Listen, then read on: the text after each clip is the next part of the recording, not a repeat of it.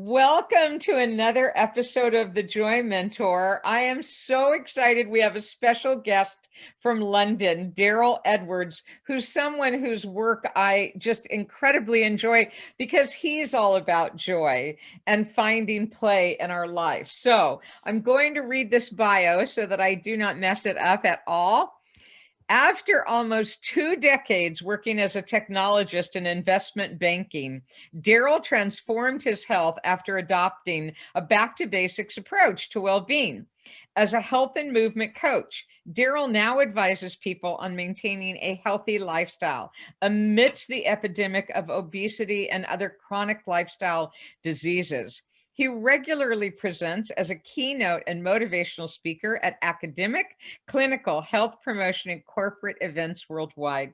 Darryl's April 2019 TED Talk, Why Working Isn't Working Out, which I suggest all of you go watch, discussing the issues with physical inactivity and why most humans hate to exercise. Oh, we all know that, has now been viewed over 600,000 times. Darryl is the author of the best-selling book, Animal Moves, which highlights why humans should move like the animals we are. Inspired by the book's success, he launched a 30-day online course and created a range of fitness decks, which are incredible, which are shipped to over 40 countries. The Animal Moves fitness decks are fun fitness cards for adults, juniors, 7 to 14 years old, and even infants and 3 to 6 years old, office workers and fitness professionals. Darryl resides in London, England, and publishes about living a healthy, playful lifestyle at Primal Play. It's so good to have you here. Thank you so much, Sharon. That was a great read through of my bio. I sound amazing. So you thank you are for amazing, Darryl. thank you You for making are me sound amazing. so interesting.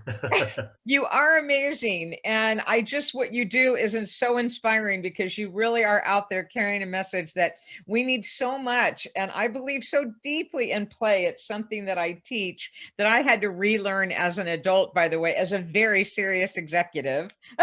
So I Yes. totally get it. That's why I love your work.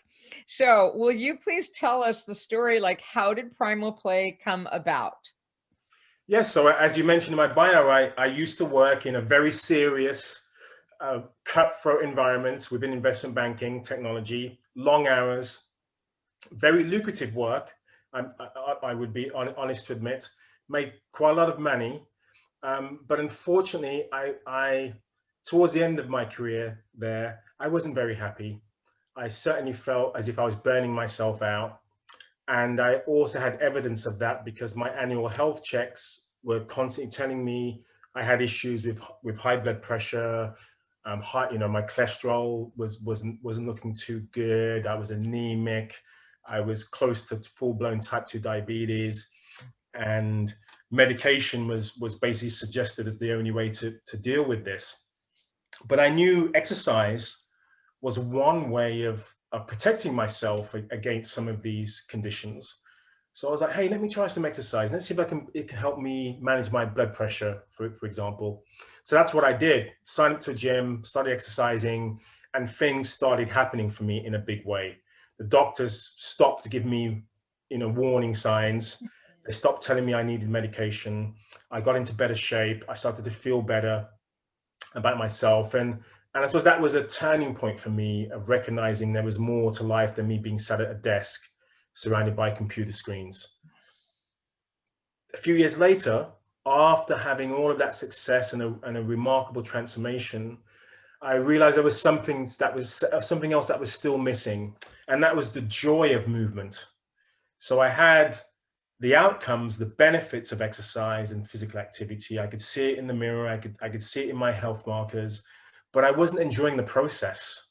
And so that was where I had my second epiphany of realizing that me playing as a kid, me playing as a teenager, me playing outside all day, usually, the long summer days I remember from my childhood, of getting out first thing in the morning and literally being chased to get back inside by my mother at the end of the day. That's what I wanted to reclaim, that joy and that pleasure of movement.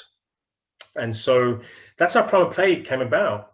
I realized I didn't want to cater for the elite. I didn't want to have a kind of a black box gym with a handful of members who probably worked within banking, who'd want to train with me. I wanted to cater for those who find it difficult to access the need for physical activity, the desire for physical activity, and incorporating exercise into their day. Those are the individuals I wanted to tap into. So for me, having a love affair with exercise, loving it to begin with, then hating it, then having a love-hate on and off relationship with exercise, and realizing most people feel the same way, I wanted to provide a solution. And that solution was Primal Play, combining our biological need and requirement for movement, because it helps us to stay healthy physically, mentally, emotionally, but also our need and desire to want to have fun and pleasure. And play is one of the most purest ways of satisfying that need. So marrying the two, primal, natural, instinctive movement, that's part of our kind of evolutionary biology, with play theory, play psychology, is what the Primal Play method is all about.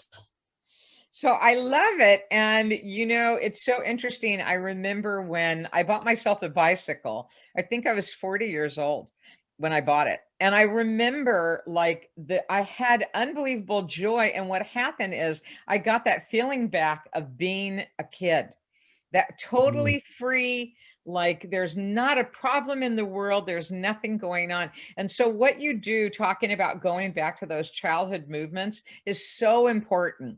Can you tell us the benefits of Primal Play? What are the benefits to people? Yeah, so I mean, if we talk about the benefits of physical activity, of exercise, I mean, there are numerous. So the headline is there's a 50% reduction in all-cause mortality, which is just a sciencey way of saying there's a 50% reduction in all causes of death. So you're half as likely to die prematurely if you're physically active versus somebody who's physically inactive.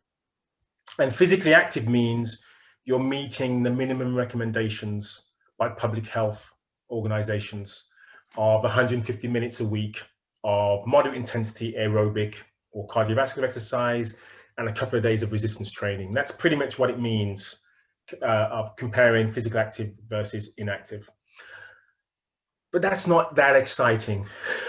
So we know it's beneficial. We know it can help to reduce the risk of chronic lifestyle disease like cancer, heart disease, strokes, diabetes, and so on. It also supports really good mental health and well-being. So it reduces the risk of depression, of anxiety. It reduces the risk of cognitive decline like Alzheimer's and dementia.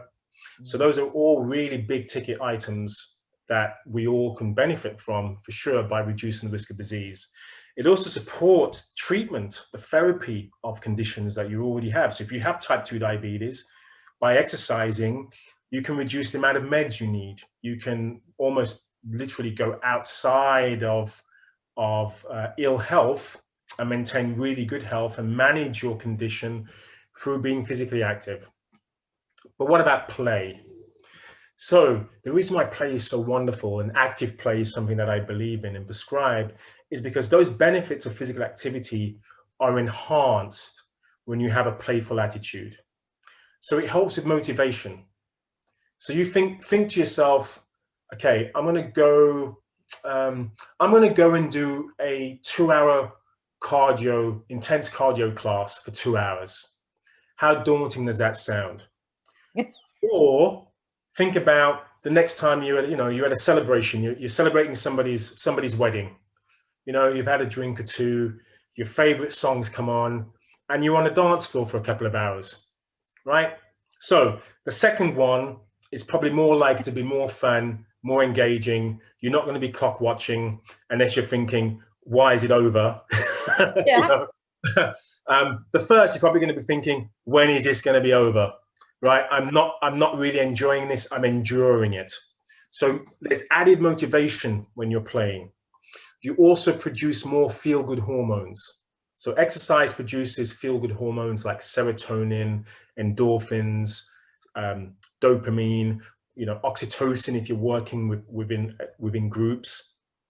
Play enhances all of those. So you produce more endorphins. So endorphins are what produce a natural high that we have. So it's known as the runner's high hormone. You go for a run, you get this rush of endorphins, you feel great. What many people don't know about endorphins are they're like a natural analgesic.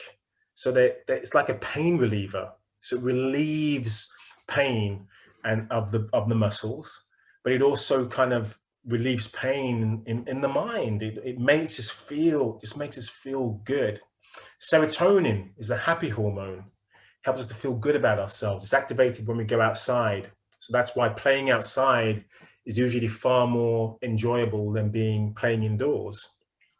And so that marrying of the two, increased motivation, feeling even better about the activity itself, more likely to want to continue to do it, more likely to want to share in that experience with others, more likely to be kind of explorative and curious about your environment and to be creative. These are all the things that are very easy for us to do as children. It's easy to enter that playful state. Our lives are basically, we live for play. Young children live for play. That's all they want to do if given the opportunity. As we get older, convention tells us, you know what, calm down, sit down, play less, work more. And most of us conform to that ideal. Or if we do remain playful, we choose probably destructive behaviors. So, gambling becomes adult play, or, staying out all night and not getting any sleep. That's great. Or going out drinking, or, those recreational activities that have become adult play forms, but most of them are not very healthful. So we lose that innocence of play as a child. We push our inner child away. And with proper play, I try to teach people how to embrace their inner child again. Not to be childish, but to be childlike, to appreciate what's best about our childhood state and have that within adult form. So I don't want to be like a 5-year-old in physicality. I want to be like the 50-year-old man that I am. But I want to be expressing myself with youthfulness, with exuberance, with vitality, with a zest for life. And this is also part of playfulness and part of a healthy longevity. So yeah, I've kind of gone off on a bit of a rant, but that's why play is so good for us emotionally, mentally, physically. And I feel it's so easily accessible too. Once you open yourself to being playful, it doesn't cost anything. It's so accessible to us. Once you open yourself to the idea of being playful as an adult, you don't need any equipment. You just need yourself, wherever you are, whatever your age, your skills, your ability. None of those are barriers to becoming more playful. So I feel it's one in health intervention, one way to increase the amount of joy in our lives that doesn't rely on anyone else. I mean, how wonderful is that? It's not dependent on how much money you have in the bank, not dependent on how many resources you have or what you have access to. Most of it resides within us, and we just need a catalyst to push us along. And that's what I would say that I am, a bit of a facilitator. I help people, I help people along, like stabilize the wheels on the bike. I'm like, here you go, I'll help to stabilize you for a while. But after a while, you should be able to take those wheels off and go on your merry way on your own with your playful self. So yes, that is so perfect, Darryl. That's exactly it. It's so interesting because that's the simplicity of it, right? Is that you don't need anything or anyone but yourself. But it's that attitude. It's so interesting because I love studying neurology too. And you're right. It's like the chemicals that are released in our brain, which make us feel more youthful. Like I'm at that age now where I'm seeing people around me just decide to sit in front of a TV, which would drive me absolutely crazy. And yeah, so I'm always on the move. They have a hard time making me sit down right. and be still. But Yeah. it's funny that you say that because it's very true. And if we accept that we're getting older and we decide that now we have to act older instead of act youthful, you're right, not childish, it's youthful. It's that beautiful, Yes. youthful vibration about ourselves. So I absolutely love that. Would you talk to us? I know it's silly, but I really am curious about the circadian clock. Like, how does it work? Like, I know that's part of your work and it's fascinating to me. So, Yeah, well, I mean, I suppose, we like most of nature basically works in cycles. Whether that's our hormones, the monthly cycles of reproduction, the kind of the cycle of the moon, the lunar cycle, or we operate in cycles. Nature does this, and the circadian rhythm is just another example of that. And our bodies are naturally in tune to the 24-hour clock pretty much. So our bodies tell us when we should be going to sleep. Our hormones respond accordingly. We respond to daylight in the morning. Serotonin is activated. This is what happens. And every time we get out of sync with our circadian rhythm, and that can be through jet lag, for example. That's an extreme example where you go across many time zones and you really don't know what's happening. It could even be down to the shift in daylight savings, which we've had recently in the UK, and I know you've got that to come. But yeah, so we're so connected. Our biology is so connected to the world around us, I suppose, to nature. I mean, that's probably the most important aspect of our circadian rhythm, is that as much as we try to divorce ourselves from nature and say, oh, it doesn't matter, we're human beings, we're intelligent creatures, we can create our own environment. Most of the times we do that, we suffer the consequences. That to be fair, I don't need to sleep at night. I can stay in bright lights and I can have only a few hours sleep. If you do that, you will suffer the consequences. That there's no denying the impact of that. So we have to be more in tune with our biological programming. And part of that is our circadian rhythm. We have to obey the laws of nature as best as possible. So for me, getting up in the morning, that should be where I feel the most vibrant part of my day. And I confess, I am not a morning person. I I I have to really struggle to kickstart my day. I'm not a coffee drinker. So most people will use coffee as their way to kickstart their day. I'm not a coffee drinker. So what works best for me is really vigorous movement. Like really kind of jump out of bed, like again, kind of start off my day as I mean to go on. The more I kind of preamble and like, I've got so much to do today. Let me just another 5 minutes on the alarm, another snooze. The more I do that, I can subsist like that for hours and hours and hours. So for me, I've decided I need a natural kind of wake up that's in tune with nature. So my ancestors would have got up in the morning and they said to themselves, we need to go and hunt and gather some food, right? What are we doing hanging around here all morning? No, we've got to go and get some food. Let's go. You wouldn't have the time to be hanging around, wondering what you're going to be getting up to. You'd always be on a mission. So of course, I have a fridge to go to get food. So there's no panic, but I can certainly create this zest for life. And I think what you mentioned earlier, and as I mentioned, this kind of zest for life, this youthfulness, there is something that I want to do today. That's also part, I think, of accelerating the aging process. When you get older in life and you go, oh, there isn't much for me to do today. I've done everything. I've achieved everything that I want. I've worked hard all my life. Now it's time to retire. Now it's time to take it easy. Now it's time to just slow down. Now it's time to be so upset with the world. I hate progress. I hate change. And I think that's part of an acceleration of the aging process.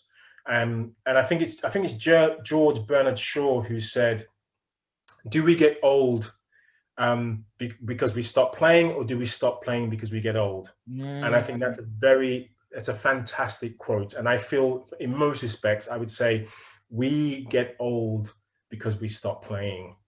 You know, that's what I feel. And play in the broadest sense. So play is, you know, the absence of play would be the absence of joy, and the absence of comedy, and the absence of creativity, and the absence of art, Oh, and the absence of exploration. That's what the absence of play is. It isn't just, you know, playing a game outside, like playing tag. You know, that play is, there's far more to play than that. And Einstein himself said, or it's attributed to him at least, that play is the highest form of research.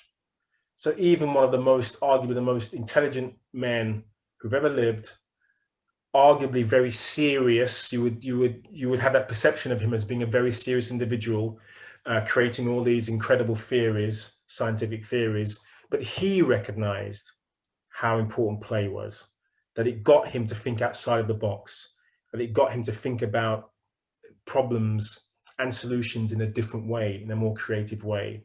And we all have that ability within us, I would say, to be more playful, to think outside of ourselves, and to start being solution driven, and to think about how we can better help others, and to better communicate, and to have better quality relationships, and to have better dynamics. And you know, even talking about relationships, think about flirtation, for example. That's play right there. Do you know what I mean? Like we're so far removed from what play is, that we don't recognize that something like flirtation is playful, or having banter with someone, or you know, or having a light teasing someone in a way that's kind of consensual, and you know, not harmful. But even little things like that, that's play as well. So there's such a richness to play. And I know I focus on active play as part of primal play, but I think active play is just one way to encapsulate all of the other forms of play that we have. And that's why children, I think, choose that more so than anything else when they're playing. It tends to be, let's get outside, let's climb trees, let's run away from monsters, let's play hide and seek, let's most of their play is active. Let's build something. Let's create something. Let's play doctors and nurses. Let's take you into the ambulance. Let's pretend, let's pretend to operate on you. Let me build a tree house. Okay, I'm going back to my childhood now, but there are all of these things that we do as children where we're trying to model the world around us in a way that makes sense to us. And it's based on what we see other adults doing.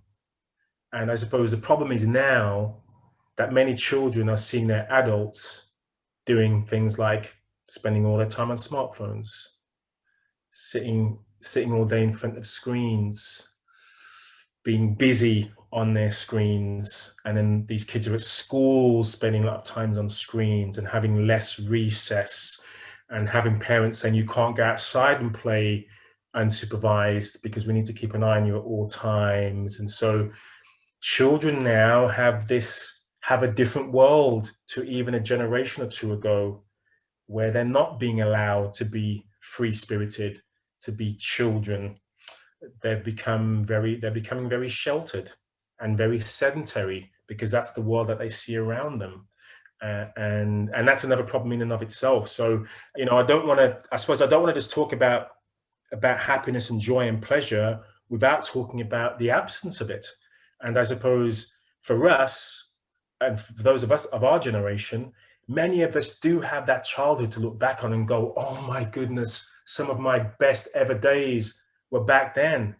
But many children now, what memories are they going to have of their childhood that were amazing? Oh, I got a games console, the best thing ever. Or what are they going to say in the years to come? That are memories that are formed by having interaction with other kids, the sense of adventure, that sense of exploration. Oh, do you remember when we went to that creek miles away from home, and we had to find our way back, and it was scary, and it was Many kids will never have that experience. Never getting on a bike and just riding for miles. Many kids today will never have that experience. Never climbing a tree because they're told it's dangerous, and so they shouldn't do it.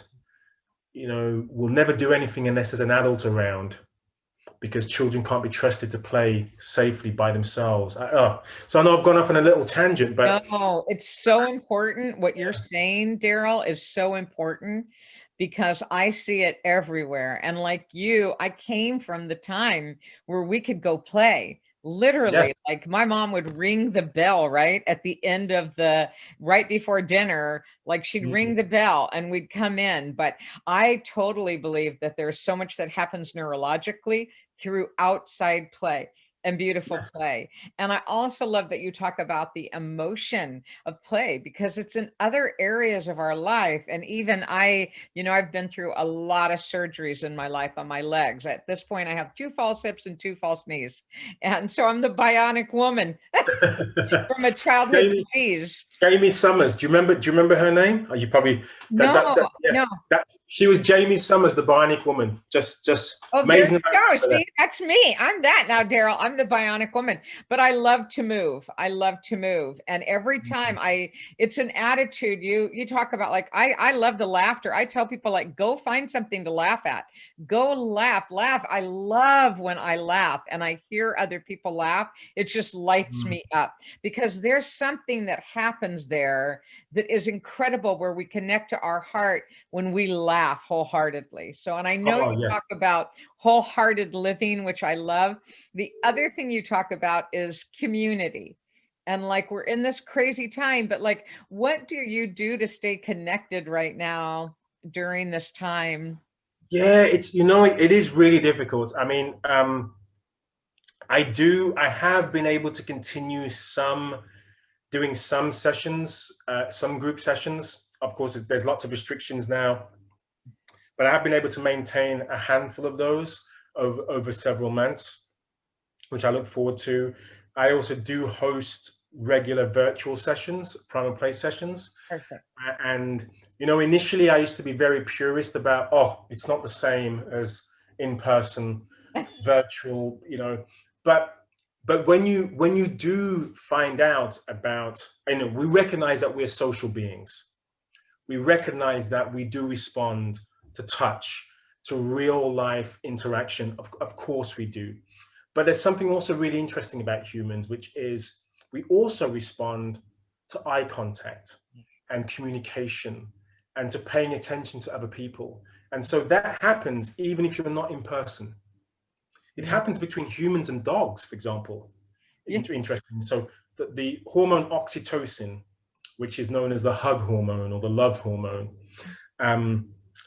that's activated through touch. If you hug someone, it releases oxytocin. You both feel better about that. You just feel enriched by that hug. Yeah. Okay. But between humans and dogs, eye contact. If we look at a dog and they look at us, oxytocin is released in both the dog and us. And it happens with humans, which is why eye contact is really important, because it enables us to bond with another human being. We can recognize, can I trust this person? Are they a little bit dodgy? What, so it's interesting, like socially, when you're having social movement sessions, say, I try to have limited numbers now. So, by having 6 or 7 people, you can still maintain a fairly realistic and have some integrity around the interactions. Whereas if I've got like 100 people on the screen, there's no real meaningful engagement. It's more like a broadcast, but yeah, so I suppose, it's if you are going to be using technology, I'm not anti-technology, but I recognize that you have to use it intelligently. And I suppose having authenticity whilst using technology is probably the way to go. So it's certainly a difficult time.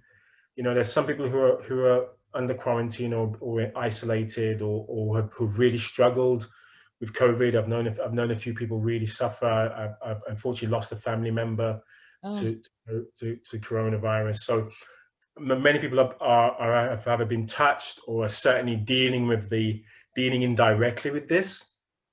But there's one thing that we know about humanity is we always tend to do well by working through adversity. This is not the first time that we've globally been affected by an issue. Like, we've had the bubonic plague, we've had smallpox, we've had lots of issues, and humanity has been able to come through it, and with progress. And I suppose for us now, thinking about what can we do, what can I do now within this situation that will still maintain my mental health, my physical health, that can maintain really good quality relationships with those that I love and care about. How can I think about and reevaluate my business, because I want my business to survive. I want to be able to continue to do what I do and what I love and what I'm passionate about. So I suppose, again, thinking about this playfully, you're constantly trying to adapt and be creative and be explorative. And this is what humans are all about. That's what carves us out as animals in comparison to the rest of the animal kingdom. We have this what if ability. I wonder if I did this, what would be the outcome? Other animals are like, I'm hungry, I need to get some food. I've got some food, I'm going to eat it. That's pretty much, it's instinctive. That's all that they have. Humans are like, yeah, I am hungry, but is there an easier way? Is there a better way? Is there a more convenient way? Is there a way I can avoid eating? Is there a way, like, take time? Maybe, at times. yeah. So we create all these different ways of making life easier and more convenient, but that can also be a downside. It can be a downside to convenience. Like, now I don't have to, now I can sit in my armchair and do pretty much run my life from there. Yeah. I can say, hey Siri, hey Google, turn the lights off, switch on the TV, order me some food. Like I can pretty much live a really good 21st century life and not have to move much. Few fingers to operate a mouse. Actually, that's too much now. Forget about using a mouse. It's all voice activated, right? AI voice activation. And I'm sure one day there'll be androids that will feed us. They'll be, get me some food, Android. Okay. They'll come along, feed you. Is that okay, sir? Yes. No, really, there probably will be. Oh my goodness. I'm not going to do it, Darryl. I'm going to get up and cook. I promise. I'm going to get up and play, and I'm going to get up and cook. Cook and chew, like. Yeah, right? Yeah. Seriously. Chewing is important. And yeah. So yeah, I think, we always have to think about the cost that comes along with the benefit.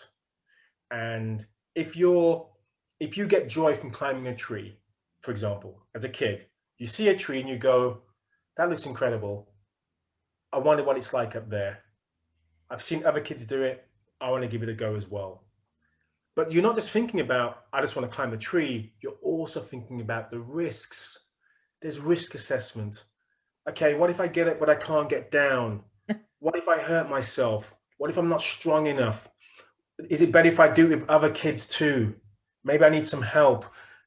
And that's something about play that people don't often talk about, is this ability to build risk assessment, to evaluate situations, to evaluate the environment, to think about the outcomes. And that's what many children are missing out on. Because if you have technology that's the only thing providing your play experience, that's all controlled. The outcomes are all pre-programmed. You do this, this is going to happen. You learn how to adapt to those algorithms. And that's all the child basically almost lives within that world. They can't really work outside of that. And the risks are self-contained. What's the worst that's going to happen? Oh, my virtual character is going to be harmed. Who cares? They're going to come back again when I switch my device back on. Do you know what I mean? Yeah, it's true. No real world consequences. And so that drives humans. And again, especially in the young, there's more social bullying. There's more self-harming. Children are more depressed than ever before. There are all these things that have come about, even though they have access to all these things that many of us have never had. Well, no one's ever had access to what humans have had access to up to this point in time. But no one's thinking about some of the consequences. And it's not being dystopian. It's not saying let's get rid of all technology. I'm not a Luddite. I love, Right, me too. but but um, but certainly people aren't connecting some of the dots, and they're not wondering, well, I wonder why our children are suffering, why they're not communicating with each other in a way that. And of course, when I was a kid, we had bullies.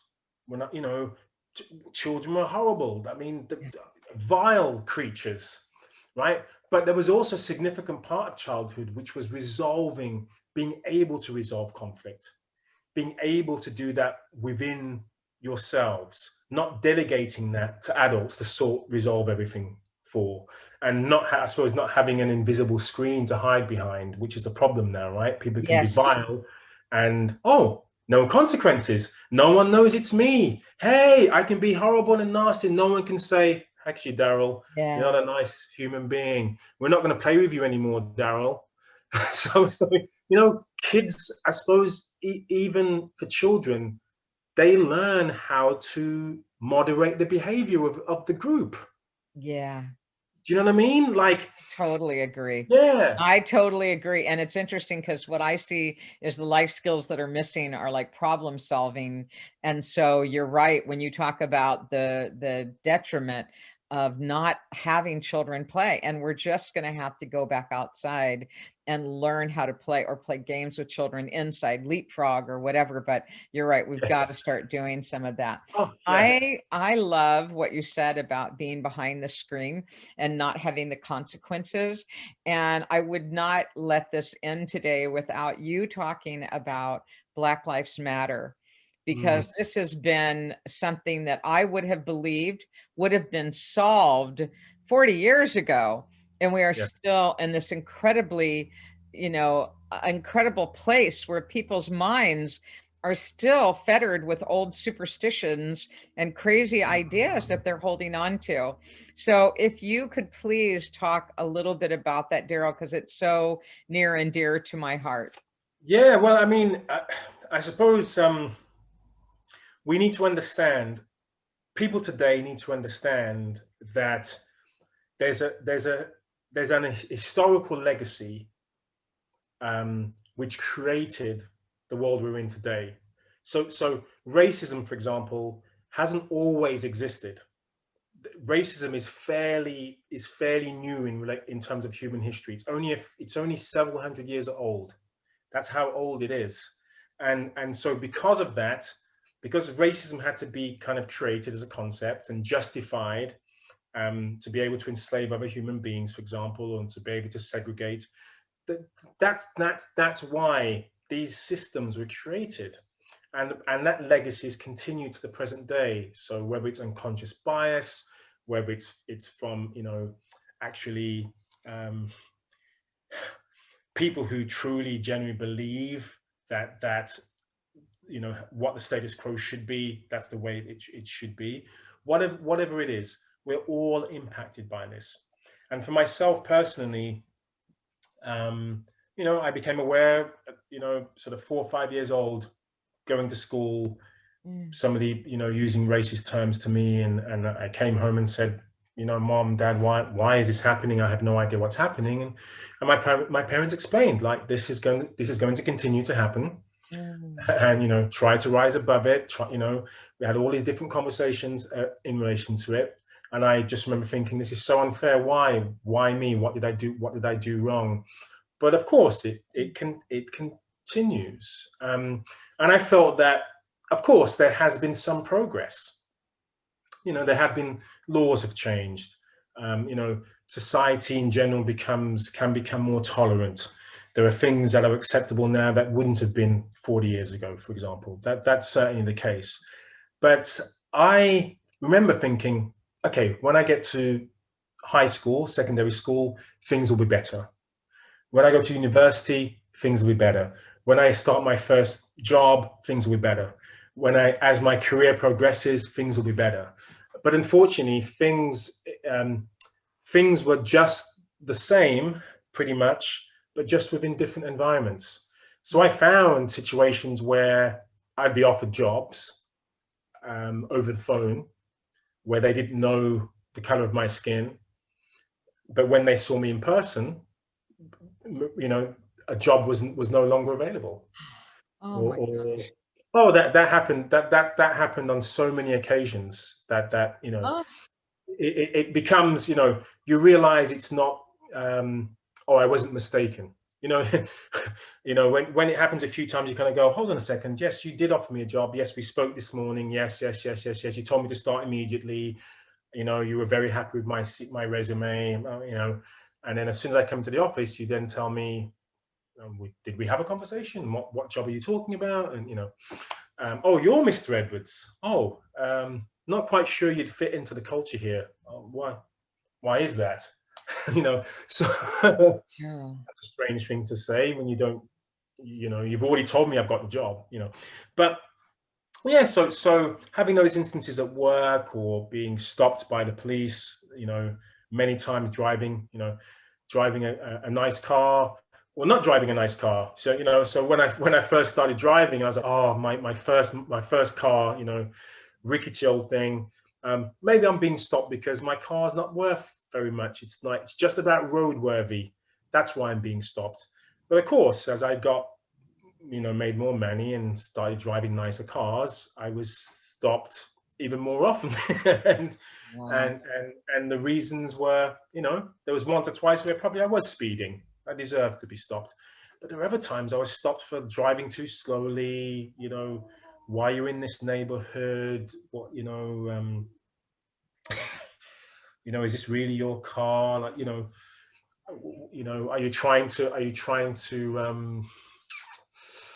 you showing off, by driving a car like this? Are you trying to impress us with your vehicle and assume that we can't do anything about you driving this car?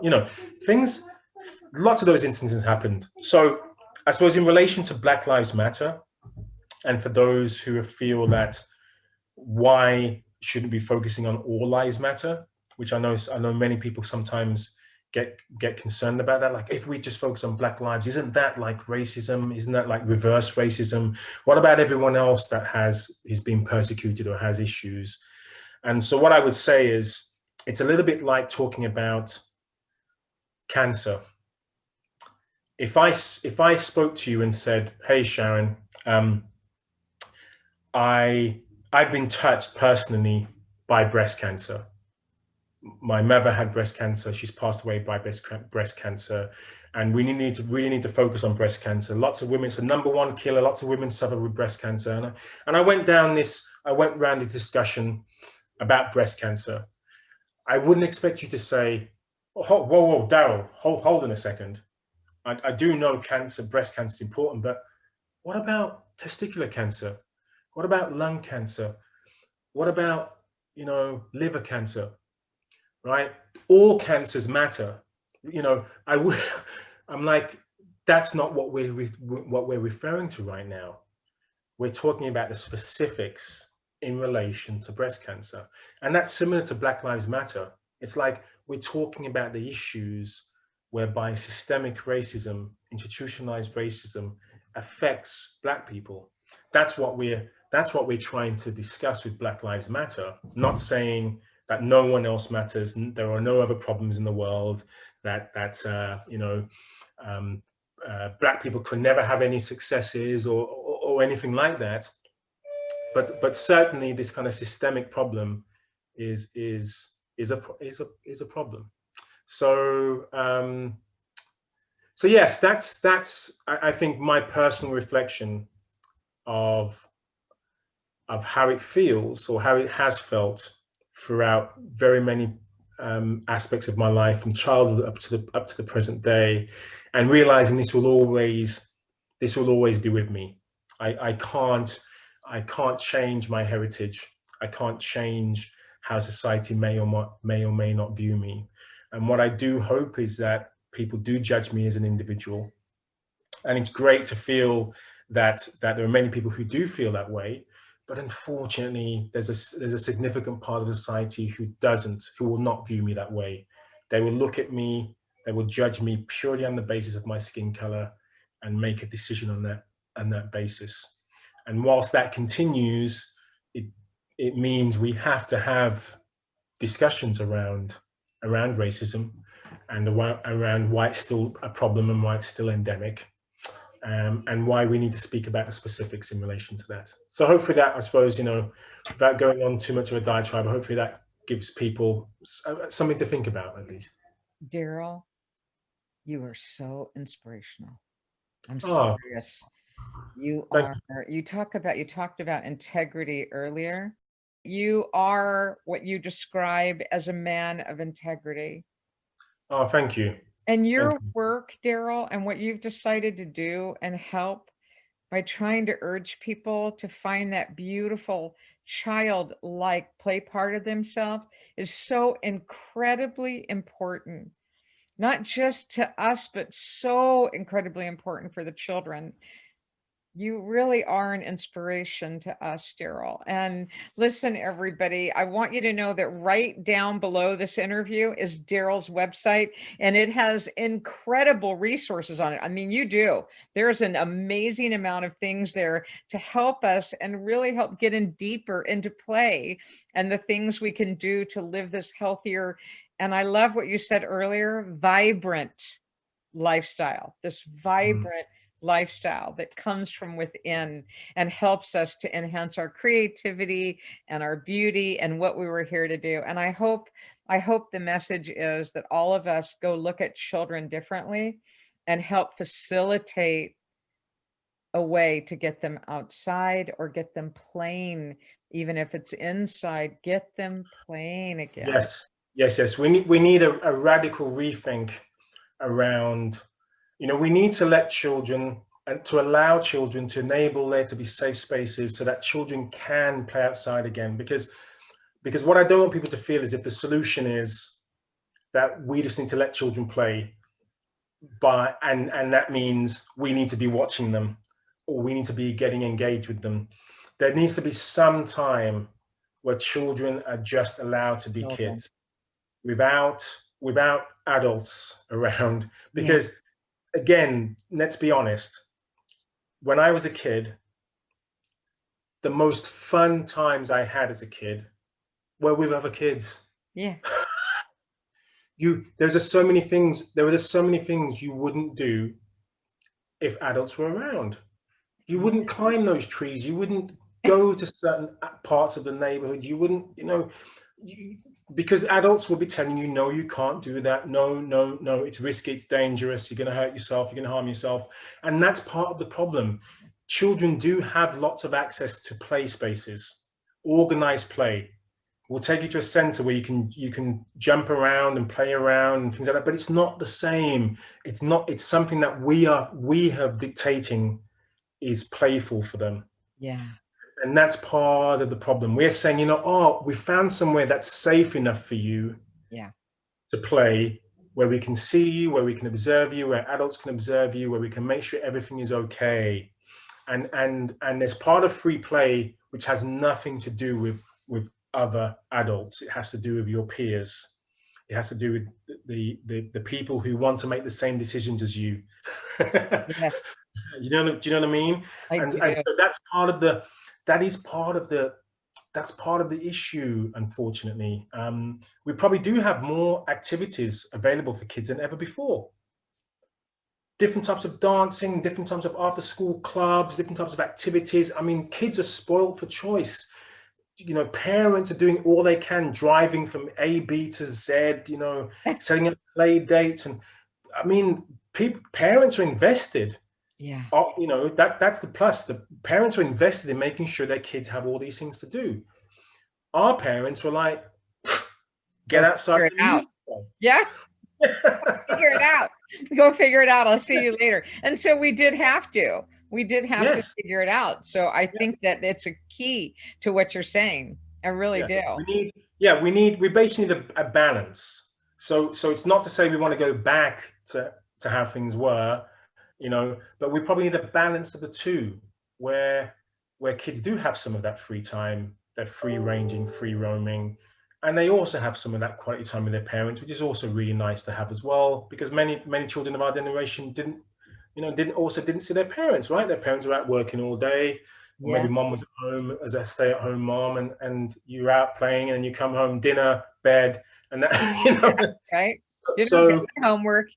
exactly. So we probably just want a balance whereby the children are getting more playful, free range, free roam play, and are able to risk assess and to develop themselves emotionally and physically and mentally, Yeah. and learn about their environment.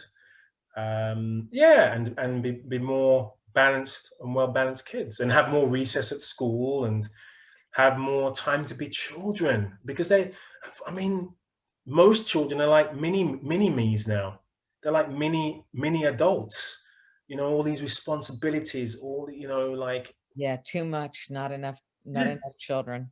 no, and yes, exactly. And then we wonder why they have difficulties adjusting to adulthood, and to responsibility, and to navigating the world around them, or dealing with rejection, or dealing with being told no.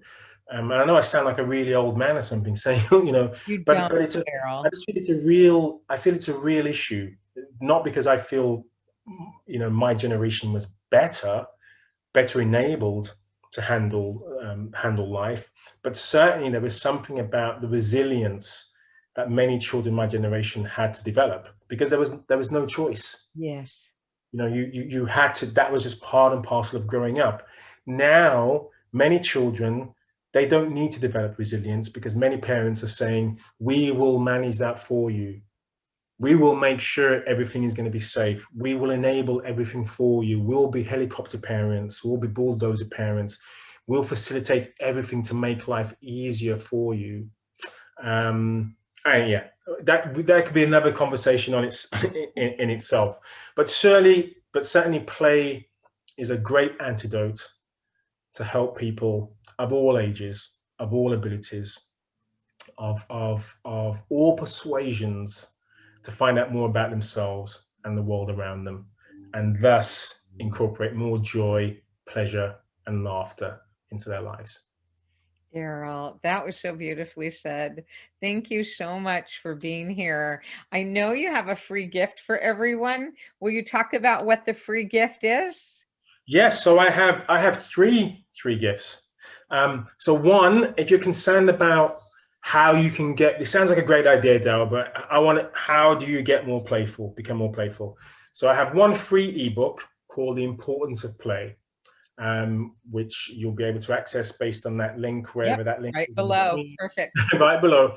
I also have an introduction to moving like an animal called the Animal Move Sampler. And I also have a discount code, which will also be down there somewhere, Yeah. which will enable you to have some money off the Animal Moves fitness cards, and also some of the Animal Moves or Primal Play merchandise apparel, which you probably can't see, but like this too.